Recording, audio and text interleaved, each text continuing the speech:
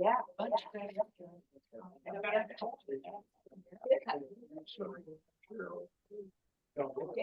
Thank you for your patience as we address some audio issues. Welcome, everybody. Welcome to MSU Age Alive Town and Gown, a lifelong learning series featuring MSU faculty and community experts. I'm Lisa Ritchie. I'm the Age Alive acting director. Very glad you're here early in the new year. This is a cold night. We're brave to come out.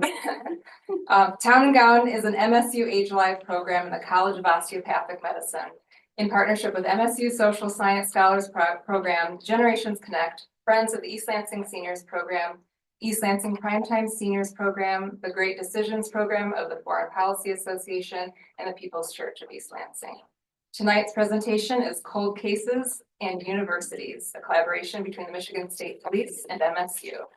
Our presenter for this evening is Allison Rojek, MA, Instructor, School of Criminal Justice.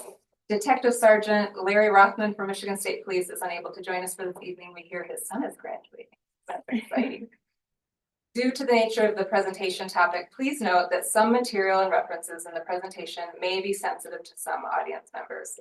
Participant discretion is advised. Allison Rojek is an instructor in the School of Criminal Justice at Michigan State University and has been teaching in higher education for over 18 years.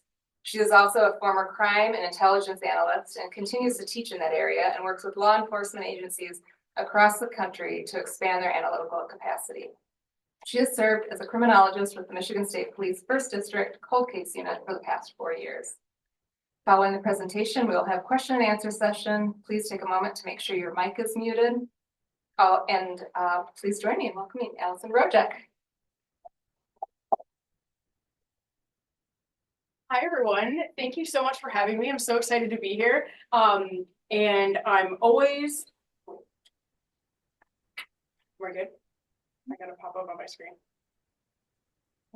Okay, sorry, technical issues. We're getting them figured out. I'm always excited to talk about cold case and the work that we do. So I'm really happy to be here today. If you guys have any questions, if you want to wait till the end, we'll do a Q&A. Awesome.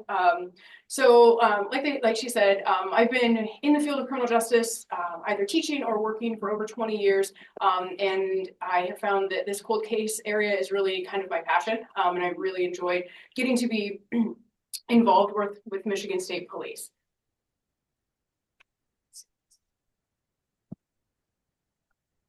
Hold on. Some things around.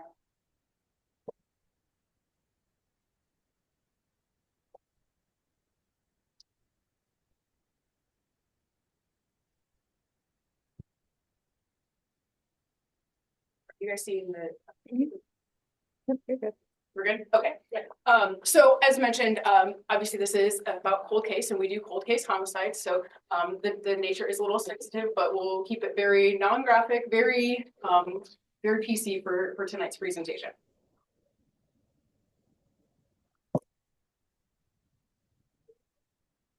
So I work with the 1st District in Michigan State Police, which is basically the Lansing area and the counties that surround Lansing. So we're the 9 counties in the Lansing area. That's what the 1st District is made of. You've probably seen the MSP headquarters over in Diamonddale off of 96 over there. We are kind of like a sub little building over there. And then we're like a sub building to the sub building is where we work over in cold case.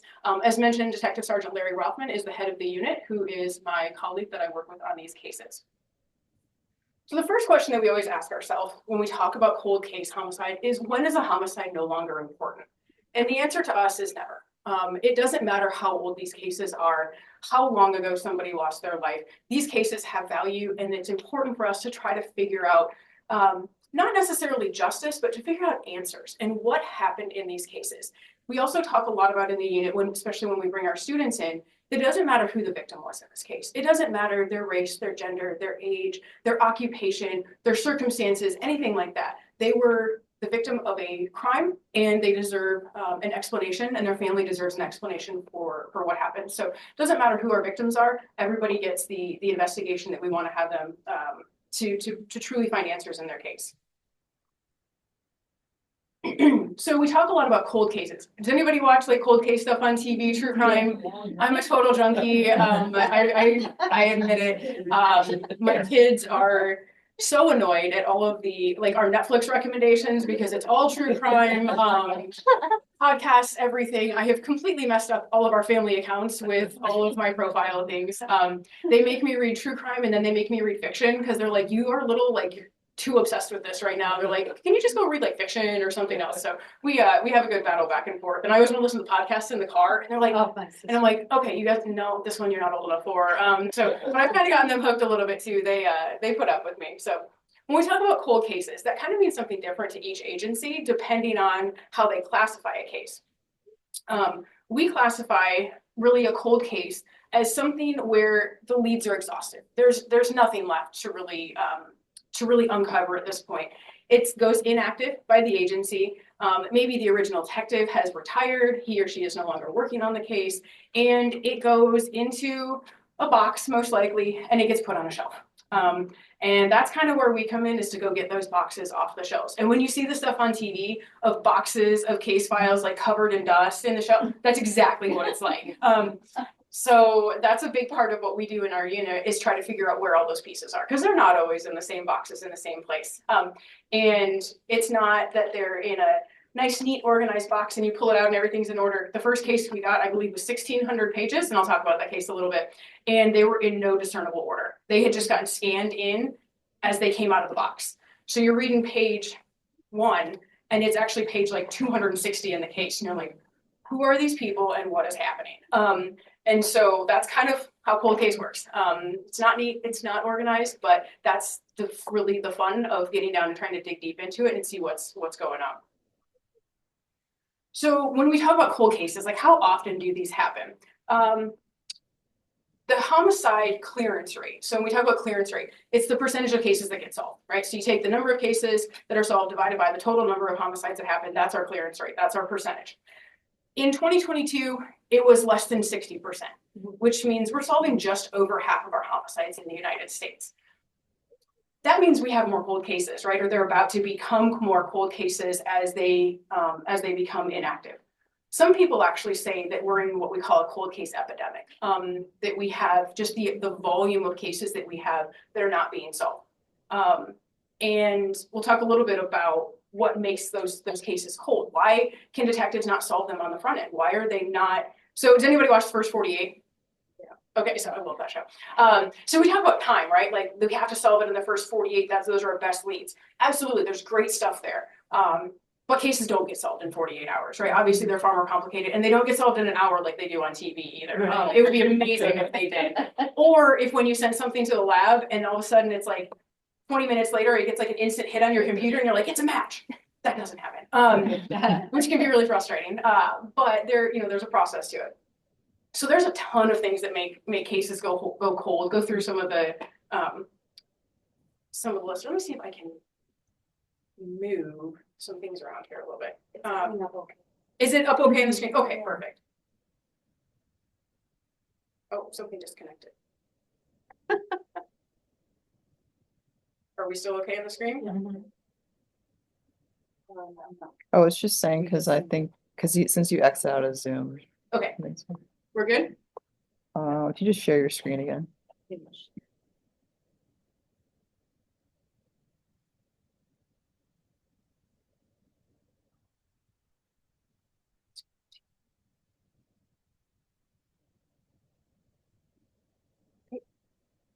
All right, awesome. That's what I was trying to get 5 minutes ago. See, at the university, all of this stuff is just set up. I just walk in and I just show them when I teach. But no, this is great. I love this setup. So what makes cases go cold? There are so many different things that can be involved in that. Organized offenders. So we talk about offenders as organized or disorganized. Disorganized, as you can imagine, a little more chaotic. Not a lot of planning goes into their crimes. Organized, or they plan. They have an idea of what they want to do. They bring weapons with them. They take stuff away with them. So they don't leave a lot of evidence necessarily. So it's harder to kind of figure out what happened in those cases.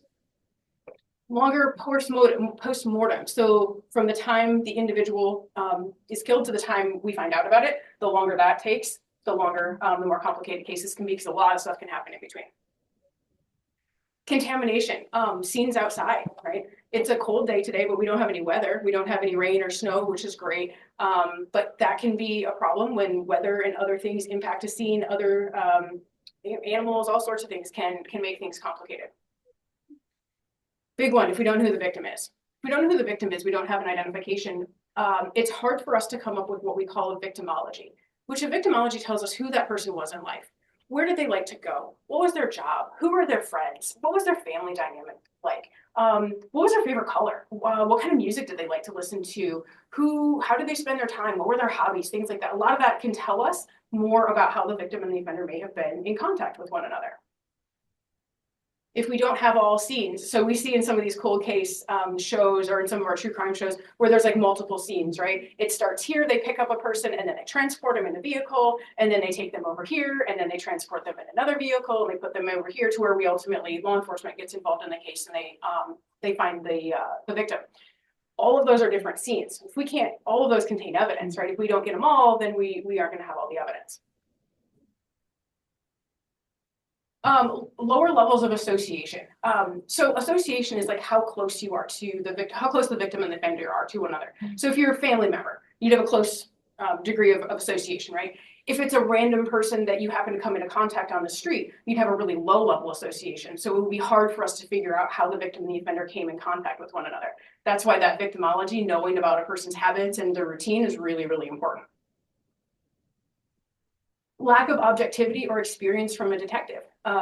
New detective or maybe new crime scene technician, not gathering all the information. That can kind of go along with not thoroughly processing the scene, or maybe investigator burnout. Maybe investigators been doing this a really long time. And they're, this stuff is, the one thing that I learned is this stuff is hard. It's vicarious trauma that we're exposed to, and it can sit with you for a while. And I asked a detective, Detective Rothman, not too long ago, I'm like, when do you get used to it? And he goes, and he's been a detective for 25 years. And he goes, never. He goes, I don't ever want to get used to it. He goes, if I get used to it, that means that, he goes, I don't want it to not bother me. He's like, so cases sit with me. And I kind of really appreciated him saying that this always, I don't want to get to a point where it doesn't bother me. I think you learn how to compartmentalize it, right? How do you go from this active homicide investigation to, now I'm going to go to my kid's dance recital tonight and everything's cool, and how to kind of separate things. But it can be very difficult. And of course, large caseloads.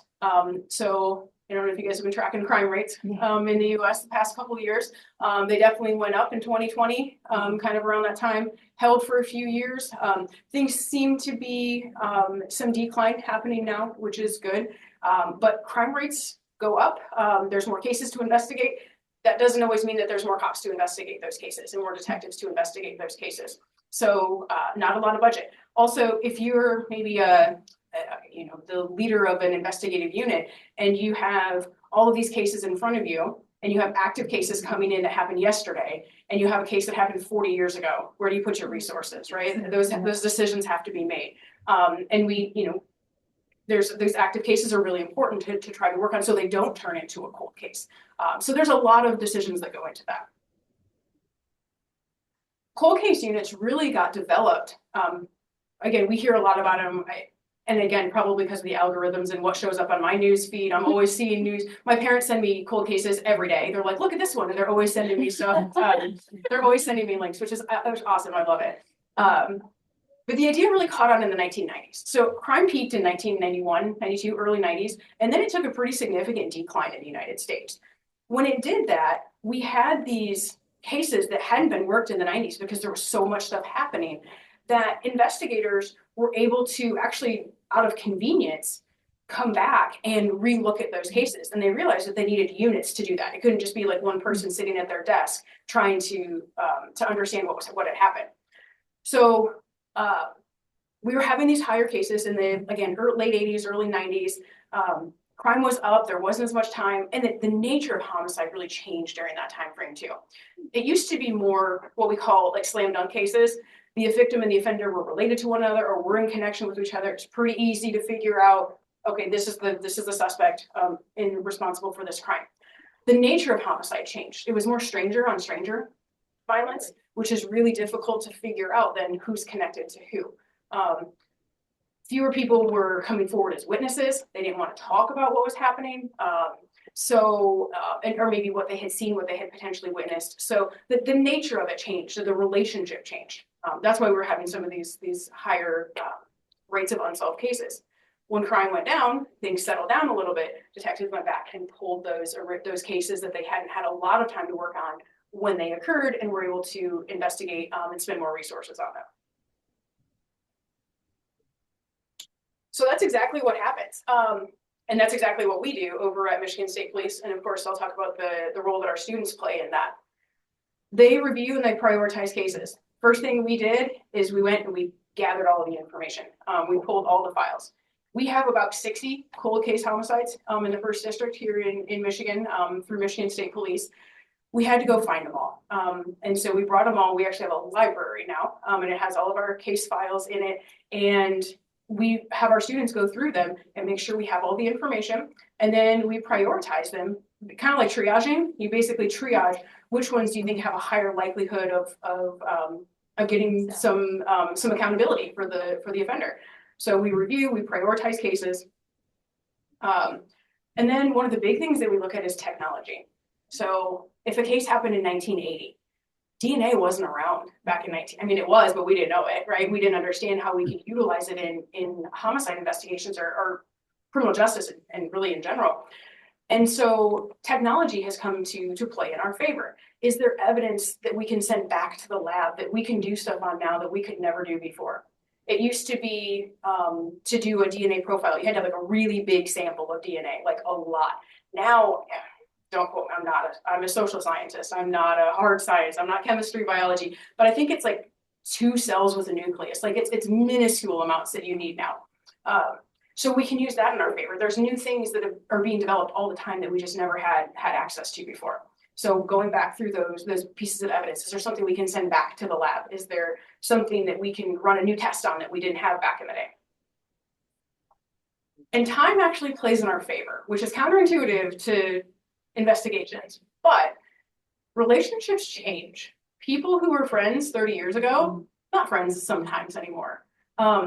Ex-boyfriends, girlfriends, spouses can be a great source of information, especially, sometimes relationships don't always end well. Of course, you would want to take that with a little caution, right? Because maybe they're disgruntled, and so, but it can be a source of information. Maybe they didn't want to talk to you before, but now they are willing to talk to you.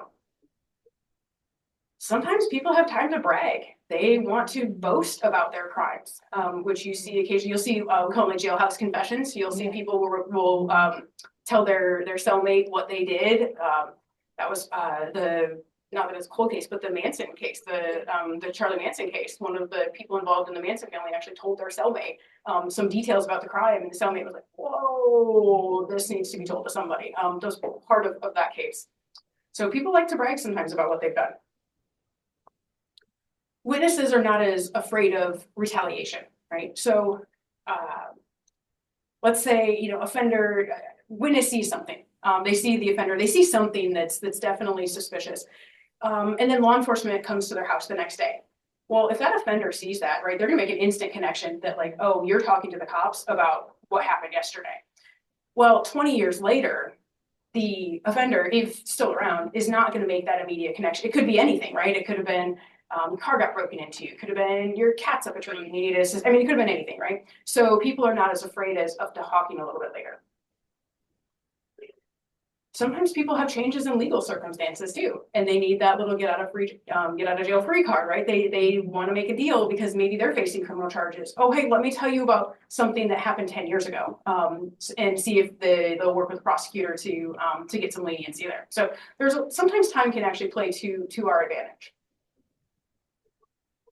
So this is one of the statements that we like to use. The victim can't speak anymore, right? But a good victimology camp, learning about that person, learning about who they were in life. Their family members are often great resources. Friends that they had back in at that time can tell us a lot more than what we just read in a case file. So a good victimology is a really important part of cold case investigations. Figure out who was this person. With our partnership, so this partnership started in 2020. Imagine 3 weeks after COVID hits, essentially, is when this started. So there wasn't anything chaotic going on in the world by any means. And Detective Rothman, again, my colleague, reached out to Michigan State University, and somebody forwarded the email to all the faculty members over in the School of Criminal Justice and asked if any of us wanted to work on cold case homicides. Boom, my hand went up immediately. I remember like sitting in my office at home telling my husband, I'm like, did you see that email? And my husband's also in the School of Criminal Justice, so we work together. And he was like, yeah, I saw it. I'm like, you're not excited about it? He was like, not really. And I'm like, I don't even understand you. I was like, well, I'm going to respond. And so I responded. I turned in my paperwork. I got my background check. I was like, let's go. This is going to be awesome. Again, remember, I used to be a crime analyst. So this is what I used to do. But I didn't get to work on very many cold cases because we didn't have that many. So I was super excited. Myself and another colleague jumped at the opportunity. And they also extended it to our grad students. So we had a few grad students jump on. And we were raring to go. Give us the case. Let's go. We're going to solve it. We were super excited. We're still very excited about what we do. But the first case that they asked us about was the case of Mary Alice Ellicott.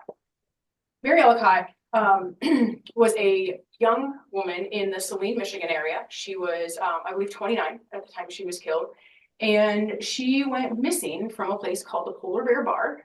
It is still there today. It's called something different, but the location is still there. Off Highway 12 down in the Saline area. So she went missing from there. Nobody knew what happened. Unfortunately, about 2 weeks later, they found her body in a rural field. Some hunters were out hunting and they found her one morning. She had been stabbed multiple times, and the investigation begins, right? So obviously they were working it as a missing person, and it had now turned into a homicide. So that was the case that we started with. They did multiple investigations, multiple agencies worked on it, multiple detectives, and the case remained unsolved as of 2020. So Detective Sergeant Rothman reaches out to us, asks us, list a group of people, list a bunch of names, basically making sure none of us had a connection to the case, that we didn't know anybody, we weren't connected to any witnesses or anybody. We didn't know anybody, and so they gave us the case file on a flash drive. We had to go pick them up. But it's COVID, right? So we can't be in contact with anybody. So I meet one of the detectives at a gas station, and he literally throws me this bag of flash drives, and I was like, I'll go deliver them to the team members. So I went, standing on people's porches, throwing these devices, and they said, just read the file. Again, this was the file that was in no order. So I'm trying to take notes. I'm trying to make sense of it. And once I get through 1,600 pages, I kind of have an idea of what happened. And then we would meet every week on Teams or Zoom to talk about the case. So again, like I said, Larry reached out to us and we started working this case. So 2020, we're still, unfortunately, this is still an unsolved case, but we are still working on it. It has a detective that's working on the case that's been assigned out, and we are still trying to figure out what happened to Mary Alice Ellicott and who is responsible for her death. So that was the case that kind of got us all started. So we started as what we call the review team. So it was myself, another colleague, and I think we had 5 master's students working with us. And then we decided we need to make this bigger. This is a really awesome opportunity. Let's get some of our undergrads at MSU involved. So we advertised to our students. We had, I don't want to say 40 applications. Students were they wanted to do this. So we started as an independent study. We picked 5 students, and those 5 students came out and worked with us every week out at Michigan State Police. Today, we run it a little bit differently. We have more students involved. This semester, I just got off the phone with the detectives. We have 14. We have at least 14 students that we're going to be working with this semester. They come in for 9 hours a week, and they work with us on our case files. I've got some photos here kind of showing what what they do on a regular basis. So they're out there, they get college credit for it, but they get this awesome experience to be able to work with detectives. Other programs in Michigan have other kind of approaches to it. Western Michigan has a program. Trying to think, Madonna University has a program. Northern Michigan has a program. So there's several other partnerships out there. Those are largely housed at the university. But our students go to MSP, which we think is kind of a really cool part of what we do. For so many of our students before, they've never seen a police report. And these are individuals who want to go into being cops. They want to be detectives. They want to be FBI agents, and they've never seen a police report. They're like, this is really cool. So it's great for them to get that kind of firsthand experience. And then when they want to go into policing, they have detectives who can write them letters of recommendation, right? Who can be references for them. So it's a great partnership. This is our library. I'm not gonna lie, it's a closet. It started as a closet and we took over space. It's funny when you just start putting signs on things, people think that it's your space. And so we just kind of start slapping signs on stuff, and sure enough, it's our space now. But we have MSP and MSU very proudly represented there. Those are our case files separated out. So everything's in big binders. We are going through the binders and making sure we have all the pieces. One of the things I think that's really special about our unit is that we call ourselves victim-centered and offender-focused. And what that means is the victim is at the center of our investigation the entire time. Yes, it's about holding offenders accountable for their actions, 100%. But we also need to be mindful of the victim and the victim's family. So for every homicide that happens, there's 6 to 10 what we call co-survivors, friends, close family members, people who are deeply affected by the loss of their loved one. We have to keep those people in mind when we're investigating these cases. So we actually use a victim advocate. We have one at MSP in the 1st District. She works with us very closely and helps us kind of liaise with the victim's family. Imagine, a situation where a family has lost a loved one 40 years ago, hypothetically, and there hasn't been a lot of contact because nothing's really happened in the case. And then all of a sudden you get a call from a detective. I can't imagine, for parents who have lost children 30, 40 years ago, to get a phone call from a detective, hey, this is Detective so-and-so, what that would do to, just to kind of out of the blue get that phone call. So what we like to do is we have our victim advocate make that first contact with them. It's a little bit softer approach. And so she'll kind of explain what we're doing. We're not necessarily reopening the case, but we are looking at it to see if there's any other viable leads, anything else we can do. We also talk a lot about what is justice. Justice means something different to everyone. So trying to really meet the victims' families where they are. They may not want to have the case worked. They may not want it reopened. Those wounds can be traumatic to go back and to reopen. They may obviously they want answers, but they may not want to be actively involved in that if that investigation continues again. So kind of getting them and getting a feel for where they are and meeting them at that place. Jessica, who's our victim advocate, has also talked a lot about making contact with them on key dates. Just a phone call or a text on maybe the day that the loved one went missing, going, hey, I know today's a hard day for you. We're thinking about you. On the victims, because we don't like to call it anniversary is not really the right word, but or on their birthday. Hey, I know it's your loved one's birthday today. We're thinking about you. So she's really great about kind of making that contact for us. Also, if they do need resources, if they need services, if they're experiencing discomfort as a result of those conversations happening again, she can refer them to resources in the area. So it's a really great way to make sure our victims' families are receiving the help and the support that they need. She's also there for our students, I'll say too. If our students are upset by some of the scenes, by some of the case files, our students know that they can talk to Jessica.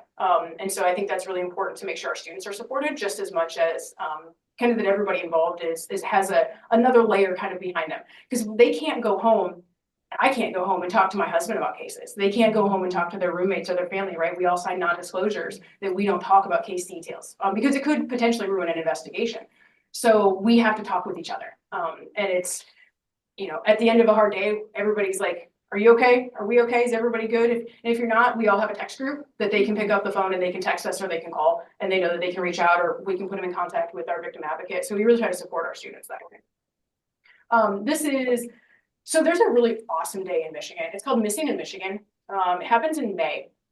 And it's basically missing persons families all come together, and the investigators also come together. And it's a day where they can share information, they share ideas. A lot of the families have t-shirts made about their loved one. They have flyers that they pass out just to kind of keep that information going and keep that exchange of stuff happening. They share their stories, the success stories of when they found their loved one. And so we were recognized on that day by it's the artist Rinkowski. I don't know if anybody's familiar with the Paige Rinkowski case that happened here in Okemos. Yep. Her car was found along the side of 96, I believe. Her late 80s. Yeah. Her mom, artist, started a group or started a foundation, and they did the Artist Rinkowski Award. So basically recognizing people for their work in advocacy and fighting for finding answers. And so they were awarded us this year. So our students were out there, our students received that award, which was a really special day to be part of. Very, man, what a powerful day to sit and listen to people's stories of sharing their stories about their loved ones. So here's just some photos, a little bit of our students. They're a great bunch. So in the top left, you've got, these are just case files. So we pulled them out of the box and we're trying to put them in order. We have a very specific order that we put everything in. So a detective, we call it like warming up a case for a detective. So when it actually gets assigned to a detective, they can just hit the ground running. They don't have to do all that background work. They know that they've got everything in their case file that they need, or at least everything that we have. Sometimes our students will do presentations on a case. Who do they think did it? And then they have to articulate why they think that person is the suspect. They have to present their cases to us. And the detectives will be there listening to that and kind of get some ideas and feedback. They come back on graduation day. They come back with their gowns, their caps and gowns, and they love to do group photos there. This was our group from the spring semester. Everybody gets a certificate. It's great. The building that we're in also houses the evidence. So we're able to go in. Obviously, we don't handle anything because there's chain of custody and everything, but we're able to make sure we have everything. If it says it's over here on a piece of paper, let's make sure that there's an item that matches that piece of paper. And then what do we need to retest? What can be sent back? We also like to go on field trips. That's one of our favorite things. So we take the students out to the scenes where these cases happened. Any key locations in the scene. I don't know about you all, but I'm a very visual person. So I can look at I can read a report and say that it was 100 yards from this intersection, and that means nothing to me. Also, east, west, north, south, tricky for me. So I'm like, wait, which way? So what we do is we take the students out actually to the scenes. We get permission from the homeowners, the landowners, whoever owns the property. We'll let them know, hey, is it okay if we come out? And the students get to see kind of firsthand then, and they get to put things in relation to one another. Because you can say that it's, oh, the scene 1 was here and scene 2 was, 2 miles up the road. Well, 2 miles on Grand River is very different than 2 miles like out in the country, right? So they're able to get kind of this frame of reference. And we always go out to eat when we go out to our field trips. So this picture in the top right, this is our very first group that we took out. This is one of my favorite stories. So we met with the original detectives on the Ellicott case. We were able to sit and have lunch with them and ask them questions and pick their brains. And we're like, who do you think did it? And they're like, and so we all went around and kind of talked about who we thought might be responsible and why. And then at the end of the meal, we're getting ready to walk out of the location. And one of our students wanted to be a police officer. And so these, again, we're talking like 4 former cops, retired cops. He goes, what's your best piece of advice for somebody who wants to go into law enforcement? All of them at the exact same time said, don't do it. I looked at, and we share the story all the time. I looked at Avery and I was just like, how you doing there? And he's like, not the answer I expected. I will say he's gone on and he was the top recruit in a major police academy in the US. He's doing fantastically down in the South. So he did not take their advice, and he is doing a fantastic job. He's doing great things, but it was so funny. They were just like, don't do it. And the look on his face, he was like, oh, it was great. So, and especially since he's gone on and has been so incredibly successful.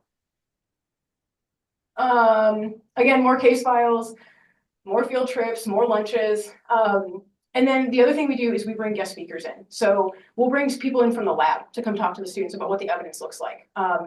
We will bring in forensic anthropologists who come in and talk about cases that are bones, because sometimes that's what cold cases are working with.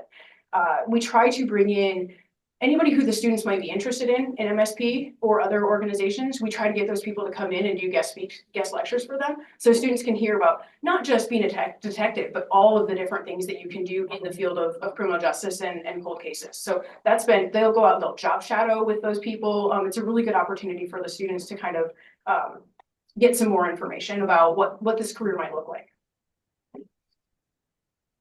So will we solve every case? No. We're only going to solve about 1 out of 5 is what the statistics tell us. About 20% of cold cases get solved. But we can still make a case better than it was when we got it. We don't measure success. Anytime we do these presentations, the first question we always get is, so how many cases have you solved? And yes, that is an important discussion, but there's a lot of other ways that we make cases better. If it's in a better, more organized state than when we got it, do we have all the pieces? Do we have all of the reports that we need? Maybe there was missing stuff we didn't know. Maybe we were able to go out and find it and connect it back to the file. So when a detective does get it, everything's there and that detective can just hit the ground running with their investigation. Again, it's organized, it's digitized. Instead of 2 paper boxes, it fits on a thumb drive this big. So the detective can much more easily access all the documents. Re-examining the evidence, again, sending it back to the lab. Is there more stuff that we can do? Eliminate suspects. We've been able to take people who've been suspects in cases for 20 or 30 years and definitively remove them as suspects. Imagine being somebody that having over your head for that long that police think you're a suspect in this case, and then we're able to say, no, we definitively do not think you were involved. So that's been kind of a cool thing to be able to, yes, from the investigation, narrow the list down, but also to take that weight off somebody's shoulders that's kind of always hanging over them.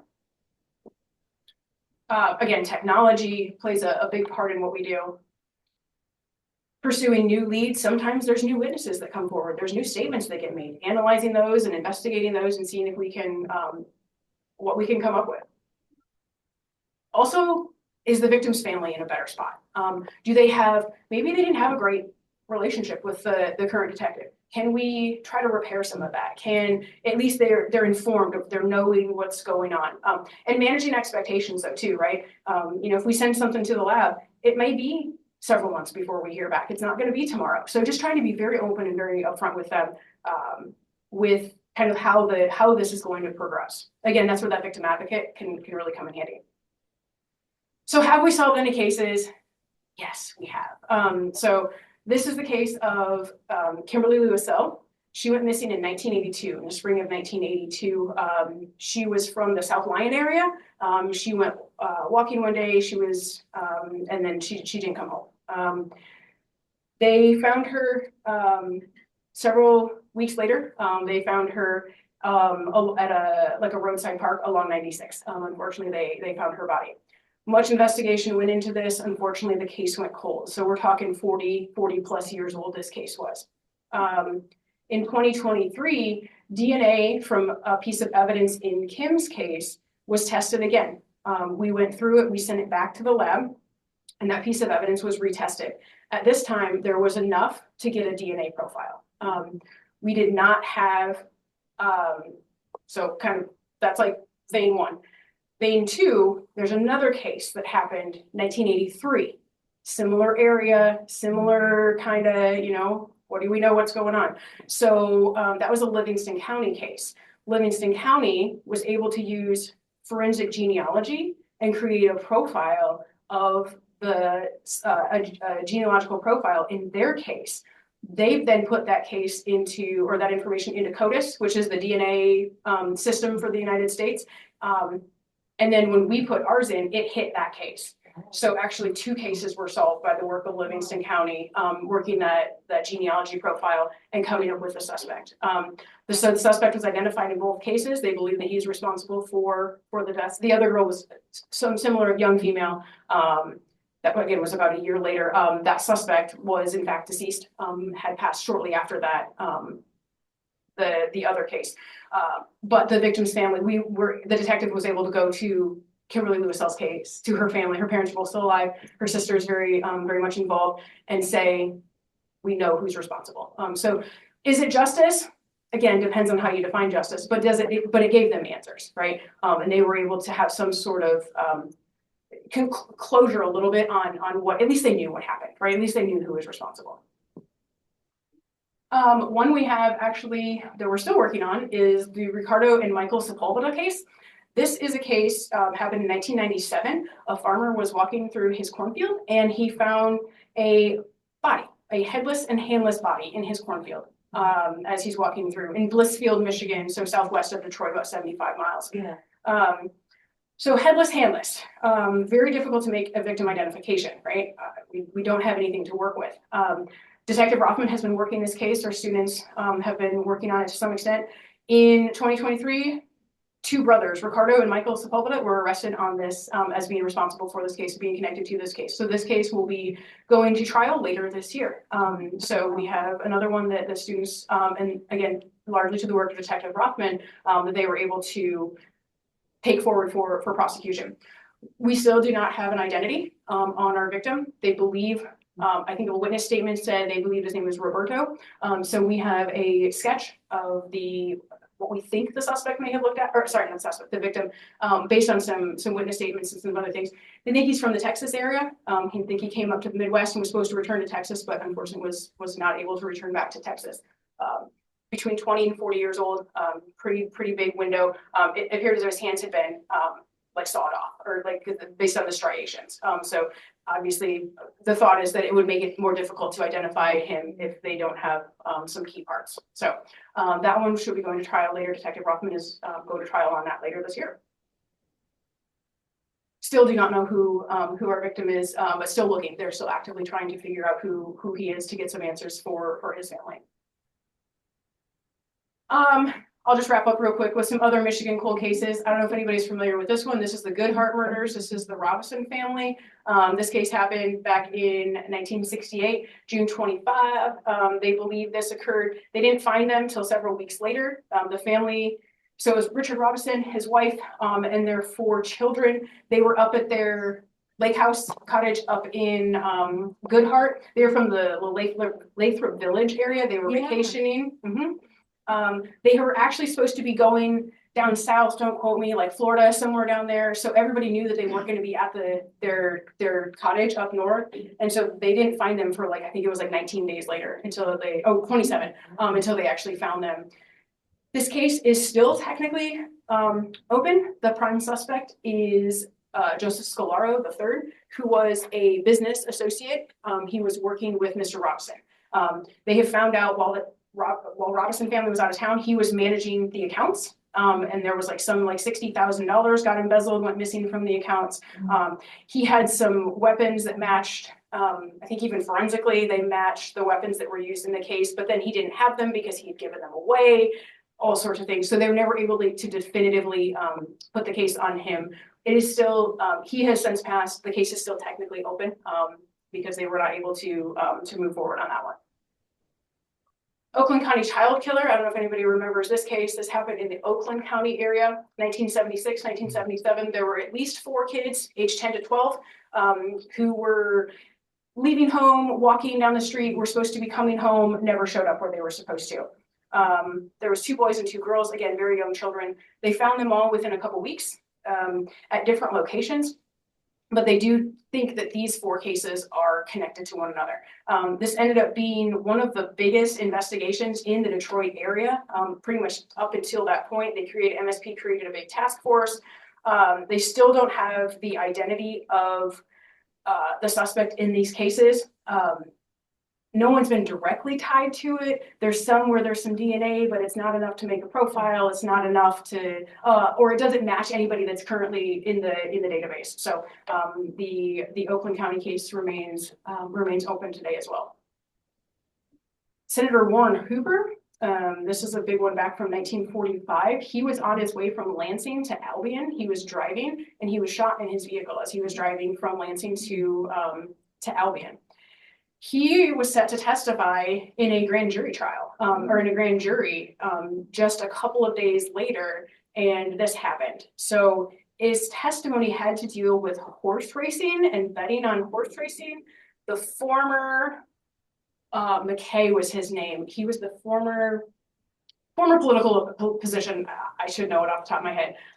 They think that he was killed to prevent him from testifying. They think the former state treasurer, there we go, They think the Purple Gang from Detroit was involved in it in some respect. Never enough to actually make any connections, though.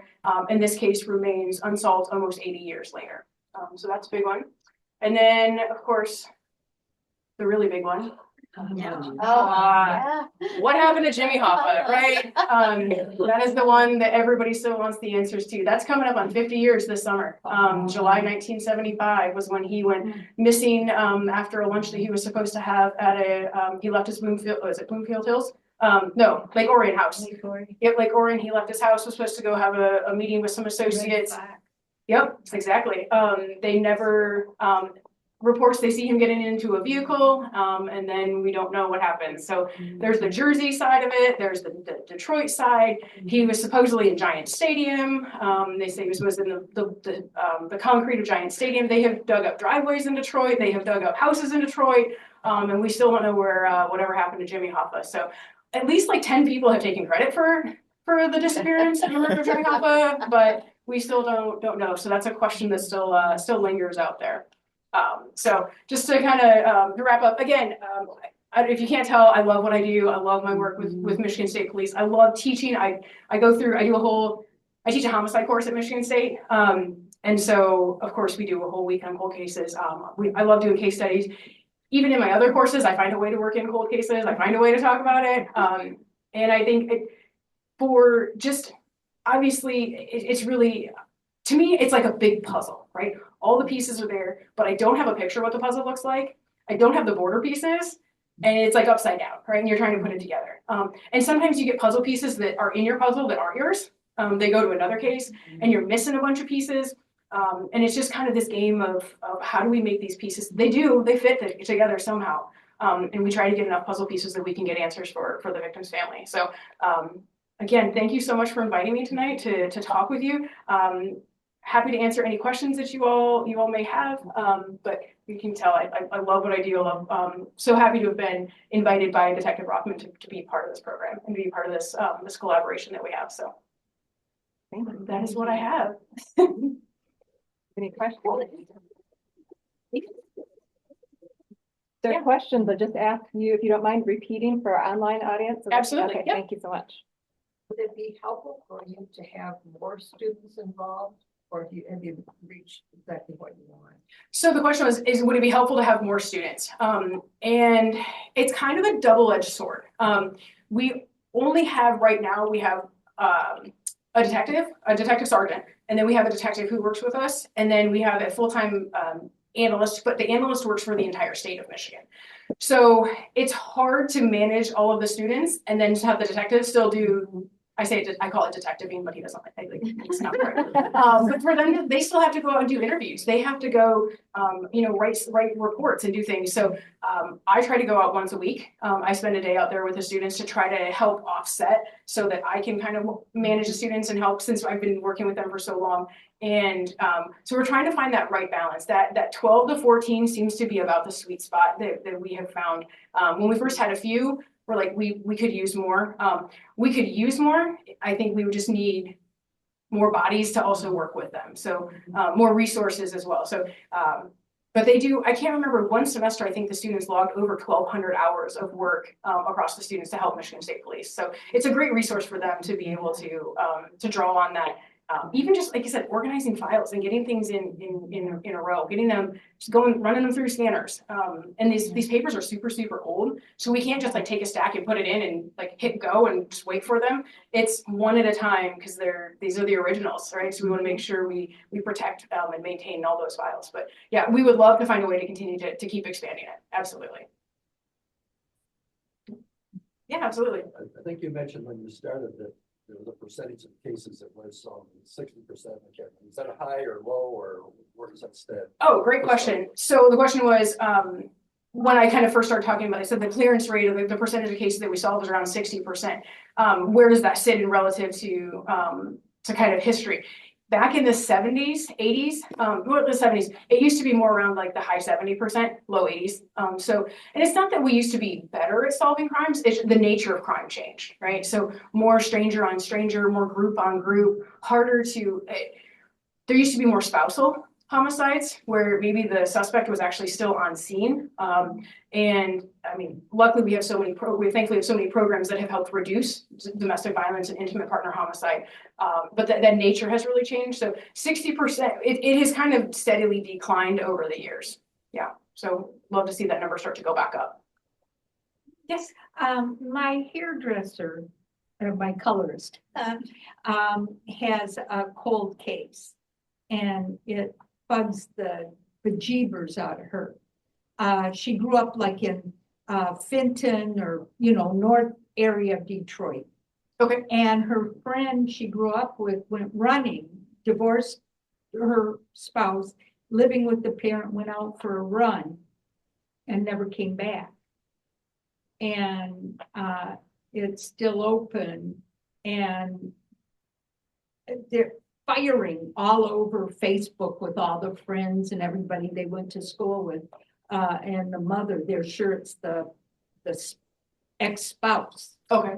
But nothing has happened. So does that mean like his, something doesn't match, or? So the question was about a cold case. A woman went out running and never came back. It sounds like it's been quite some time ago, Yeah. and they sounds like the family thinks that they know who's good for it. Yeah. I would hate to speculate on a case, but there's something that's without enough actual evidence to tie that person, probable cause for an arrest, all of those things. So, and it's really, I'm glad you brought that up, because when we first started working on these cases, we're like, all right, let's go. Like, this is our guy. Like, let's go get him. And they're like, whoa. That is not how this works. And just seeing the amount of work that goes into building up a case to be able to, like in the Sepulveda case, go out and make the arrests. So yeah, well, I hope they were able to find answers to what happened. Yeah, because everybody is, from what I understand, very upset. The parents can't move on. Oh, absolutely. And that's the hard thing for some, for some people in these cases, that the family is where they were when that happened, right? And they've not been able to move past that. And I mean, I can't even imagine what these families have gone through, and not having answers, not knowing. Absolutely. And I grew up in that area, in Birmingham, Bloomfield area. And the red fox and the silver fox, very famous restaurants in our area. A lot of us posit he was garburated. And you'll never find him. Instead of the son, the adopted son, they think, a lot of people point to him. But I think maybe it was garburated. There's been a lot of so the question about like what happened to Hoffa.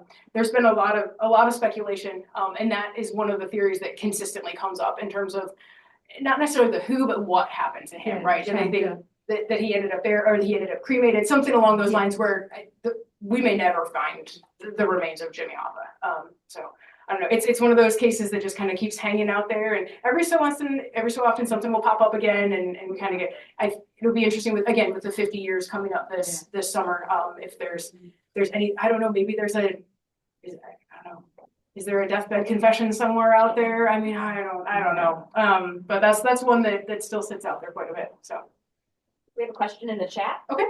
Are most cold cases homicides? And what other types of cases? Great question.